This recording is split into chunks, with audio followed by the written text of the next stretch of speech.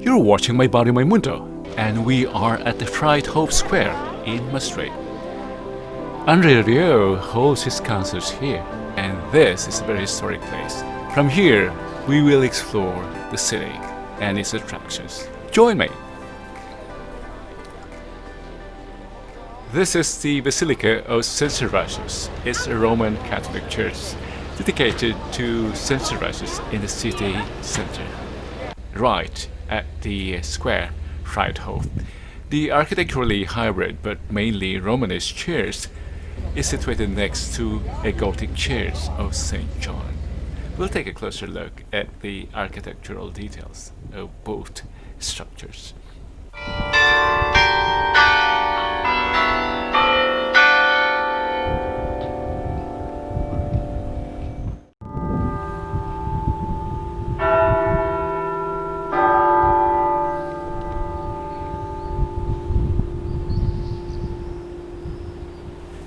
St. John's Church is one of the two churches in the Vrijthof in the center of the city. In the Middle Ages, St. John was one of the 4 parishes in Maastricht. The church takes its name from John the Baptist and was founded in approximately 1200. I didn't expect it to be hot.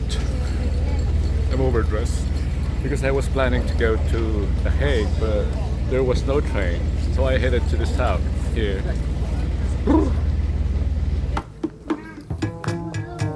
Let's explore the more intimate and cozy streets for the cafes, and for a surprise, you'll be surprised.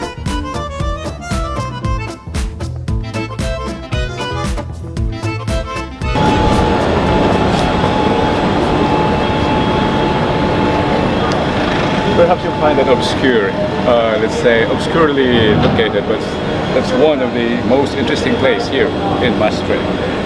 The most beautiful bookstore in the world. Come on, let's go inside.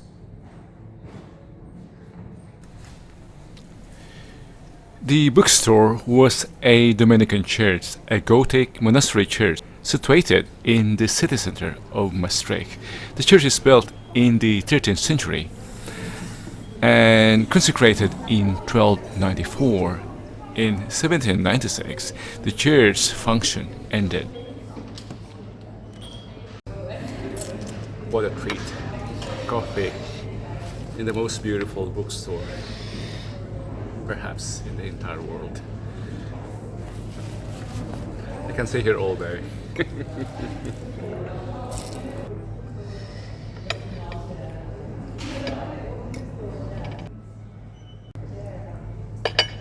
Let's immerse ourselves in the ambiance.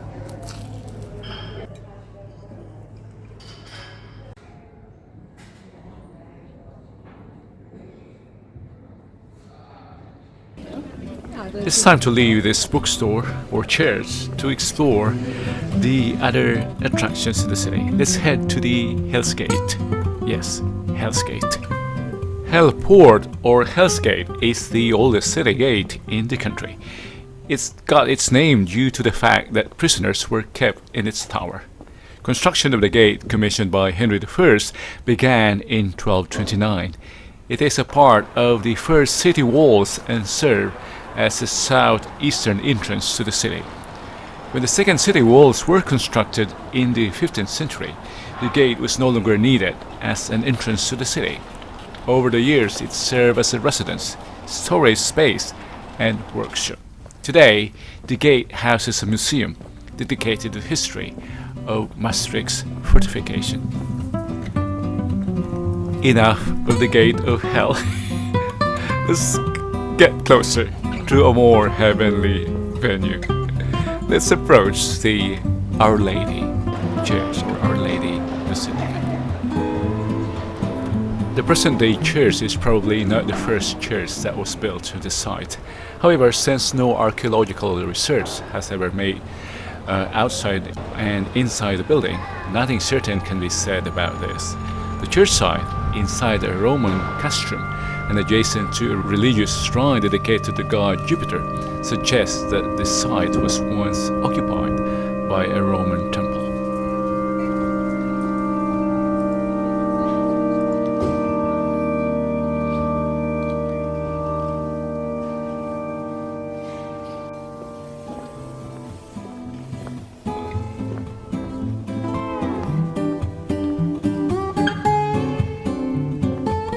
didn't expect to find this at the corner at the end of the street, but it's actually a water mill.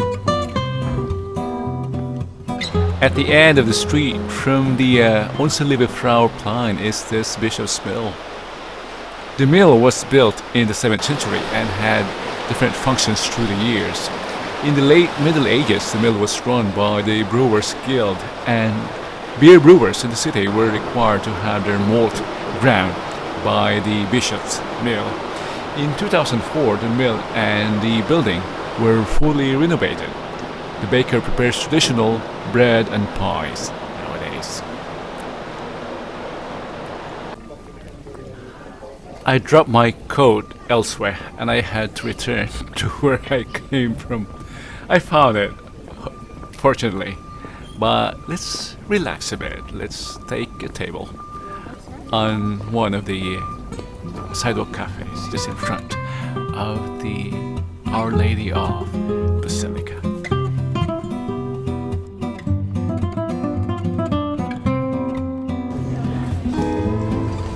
That was a long walk. We have to rest for a while and enjoy this rosé. A bit tired. Let's relax a bit. Enjoy the rosé. Amidst the ambiance of the old world.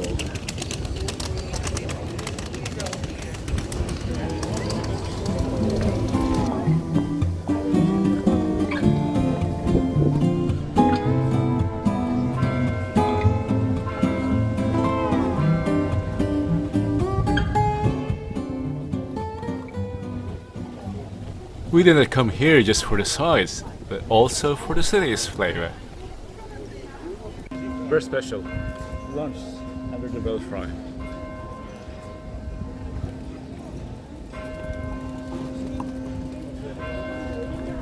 A sampler of the region's delicacy.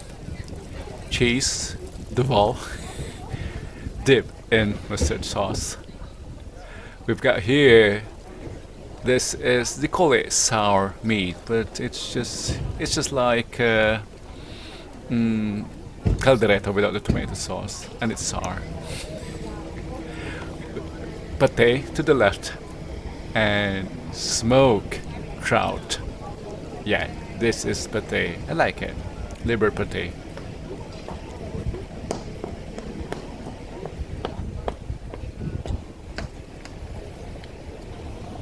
And under my hand is smoked trout.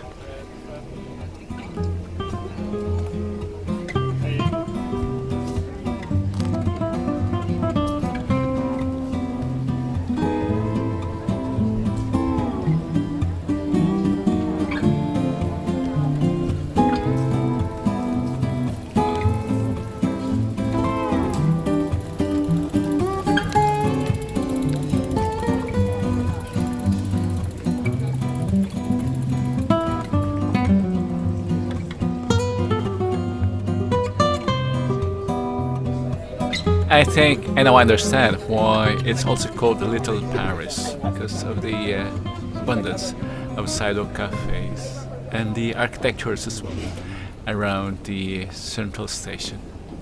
Let's head to the central station now, and let's give ourselves a glimpse of those architectures.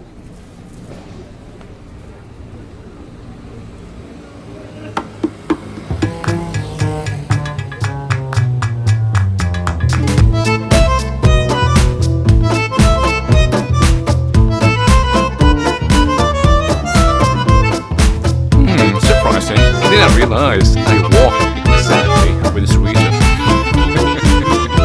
As if I'm dancing.